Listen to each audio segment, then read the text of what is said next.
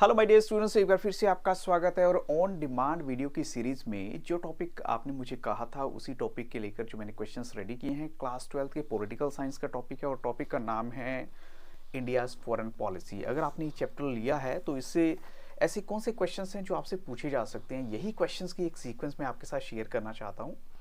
लेकिन ये भी बताना चाहूँगा कि this is not the viva based videos का जो एक सेक्शन है जो सिर्फ मैंने तैयार किया है। बड़े इंपॉर्टेंट क्वेश्चंस का भी जो आप शॉर्ट क्वेश्चंस हैं, लॉन्ग क्वेश्चंस हैं, उनकी वीडियोस भी अवेलेबल हैं। कुछ चैप्टर्स की एक्सप्लेनेशन भी ऑलरेडी दे चुका हूं और आप उनको भी ज़रूर विजिट कीजिएगा। और किसी भी तरह का कोई आपका डाउट किसी भी टॉपिक को लेकर है वो आप कमेंट सेक्शन में जाके जरूर बताइएगा। तो यहाँ फर्स्ट क्वेश्चन देखते हैं, which article of the Indian constitution deals with the directive principles of state policy is concern with India's foreign policy.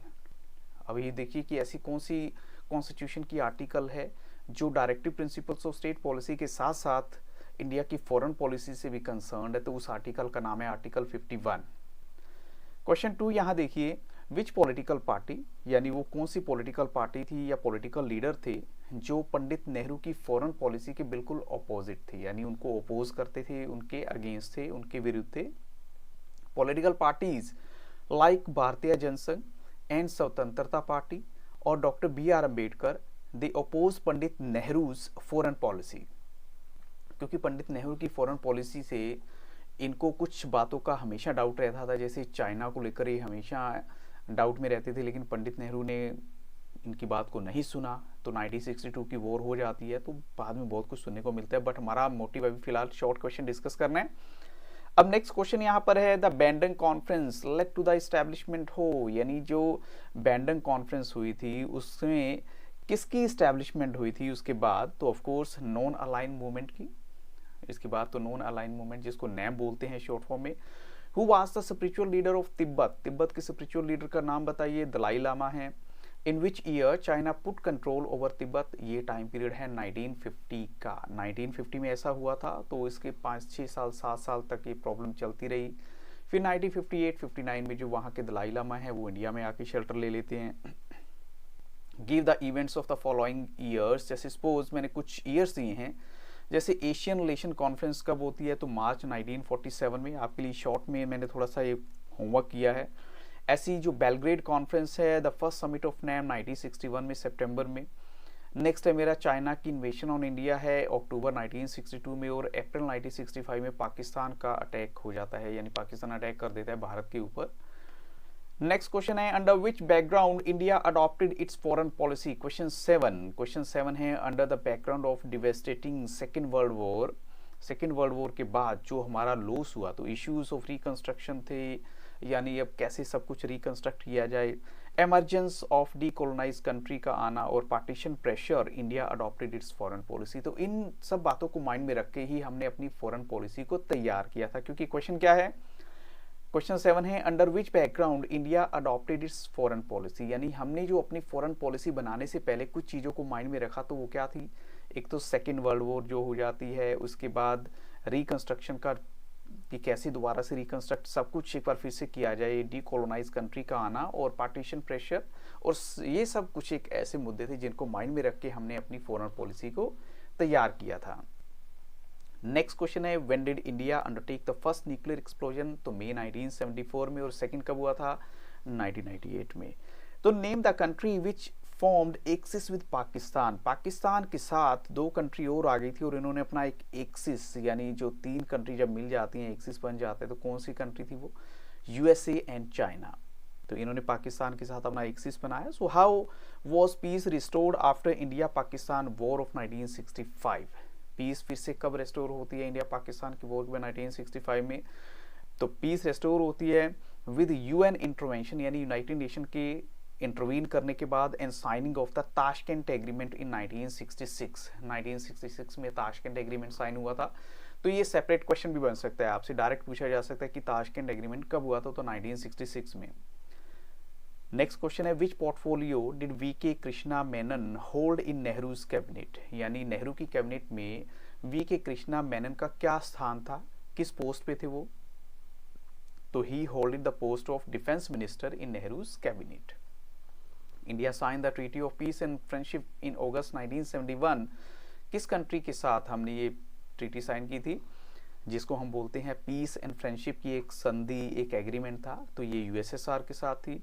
Name the Indian prime ministers, वो आपको इन इंडियन प्राइम मिनिस्टर का नाम बताना है in whose tenure the first and the second nuclear test were conducted. तो पहला nuclear test 1974 Shrimati Indira Gandhi, दूसरा test हुआ हमारा वो 1998 में हुआ था, तो श्री अटल बिहारी वाजपेयी, उनके टाइम पीरियड में हुआ था। तो who was the president of US during the Bangladesh war 1971। अब यूएस के प्रेसिडेंट का नाम बताना है, यस रिचर्ड निक्सन है।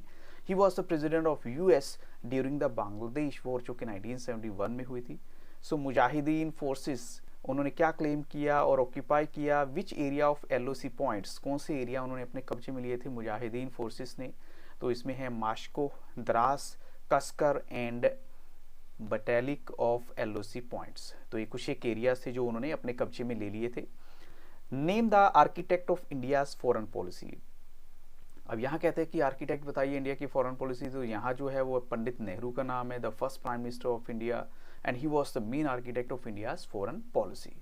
आर्किटेक्ट क्या होता है, जो कोई निर्माण करने वाला होता है, जिसने किसी चीज़ को एक शुरुआत दी होती है, तो इसलिए इन्होंने यहाँ पर उनका नाम लिखा है जिन्होंने इसकी शुरुआत दी थी, पंडित नेहरू ने।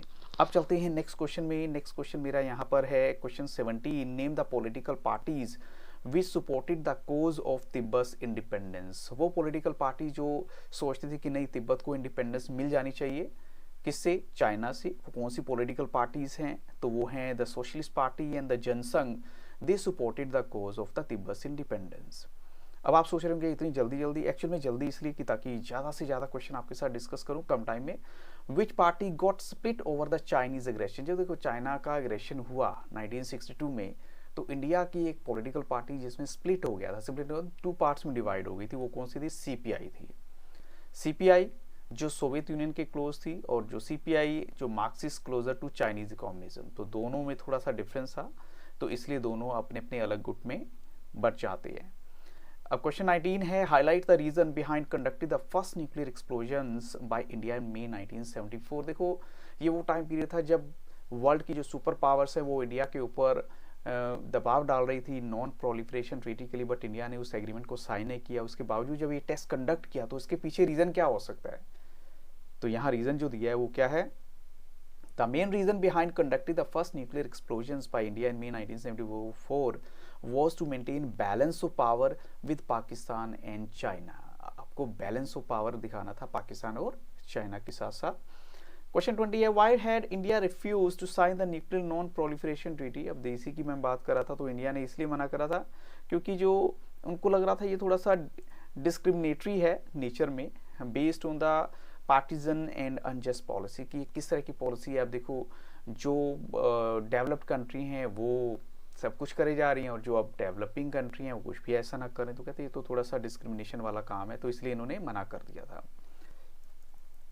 क्वेश्चन 21 देखिए, when did the diplomatic relation between India and Israel formally develop. अब इंडिया और इजराइल के बीच में कब डेवलप हुए थे रिलेशन, थोड़ा सा, तो 1992 में the diplomatic relation between India and Israel formally developed with the opening of Israel embassy in India, जब इजराइल की एम्बेसी इंडिया में ओपन होती है। एक क्वेश्चन है, what is NSG, how is it relevant to India. NSG क्या है, तो NSG is the nuclear suppliers group. India is committed to ensure its membership in nuclear suppliers group. तो India जो है थोड़ा सा इस बात को लेकर है कि हमें न्यूक्लियर सप्लायर ग्रुप में मेंबरशिप मिल जाएगी, हम भी इसके मेंबर होंगे वन डे। तो with these questions I stop the video, but my gesture towards you, और आपके लिए जो है वो भी ख़त्म नहीं हुआ है। आप किसी भी तरह का कोई डाउट लेकर डायरेक्ट तो नहीं आ सकते, I know physically it's not possible, आप कमेंट सेक्शन में बता सकते हैं किसी भी तरह का कोई डाउट है। ह्यूमैनिटीज़ के जितने भी सब्जेक्ट्स हैं, कॉमर्स में बीएसटी और इकोनॉमिक्स की मैं बहुत सारी वाइवा बेस्ड वीडियोस दे चुका हूँ, अगर आप कहेंगे इंपॉर्टेंट क्वेश्चंस की वीडियोस भी दे दूंगा। और अगर प्रैक्टिकल फाइल्स की बात करें तो ऑलमोस्ट सारे टॉपिक्स कवर किए जा चुके हैं। कुछ एक चैप्टर रहते हैं कुछ एक सब्जेक्ट्स के, बट आप अपना कोई भी ओपिनियन देने से जो है हटिए मत। और I wish you all the very best, thank you very much and have a very nice day.